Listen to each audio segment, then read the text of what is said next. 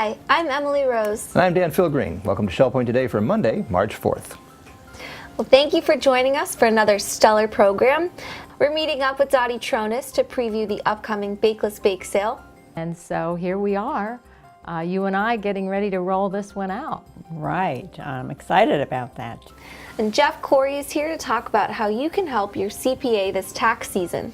I know a favorite subject of our Shell Point residents, but it's that time again, and we're going to talk a little bit about ways to help make your CPA's life easier for them this coming year.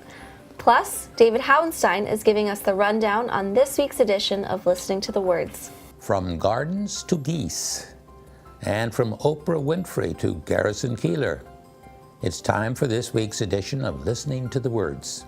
But first, it's man versus nature and our look back at this day in history. It was on March 4th, 1952, when legendary author Ernest Hemingway completed his final great work, The Old Man and the Sea. First published in Life magazine, the novella was an allegory referring to the writer's own struggle to preserve his art in the face of fame and attention. Immediately after finishing the story, Hemingway called his publisher and claimed that the short story was the best thing that he had ever done. Critics agreed. The Old Man and the Sea would go on to become one of his best-selling works and would win the Pulitzer Prize in 1953. Following the story's release, Hemingway was seriously wounded in a plane crash.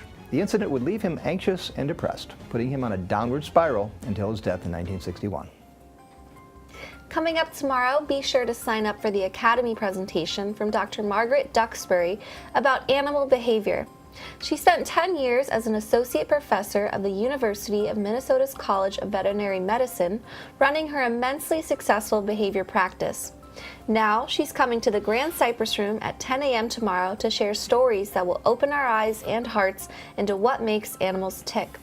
With many pet lovers calling Shell Point home, this is as close as you will ever get to truly understanding what's going on in your furry friend's brain. If you want to learn about animal behaviors from an industry-leading expert, then make sure you're signed up for tomorrow's program by heading to shellpoint.net and clicking on the Academy link. While you're there, get more information regarding tomorrow's Apple iPhone and iPad security program.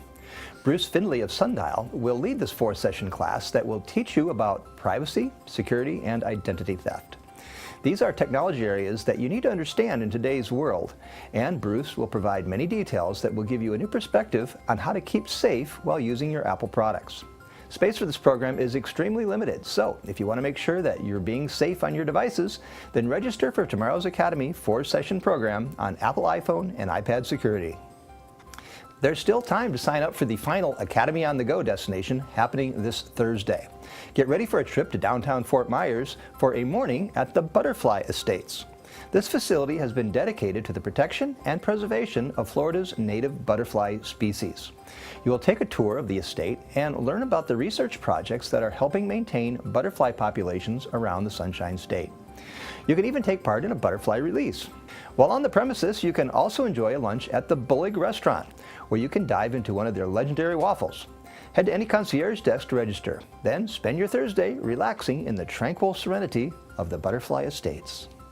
Also happening this Thursday, the Community Thrift Store is once again keeping the lights on a little longer as they celebrate with another late-night shopping experience. Erica will be extending the store hours until 6 p.m. That means you have more time to inspect every aisle as you peruse the clothing, furniture, home goods, and everything else you've come to love at the Community Thrift Store.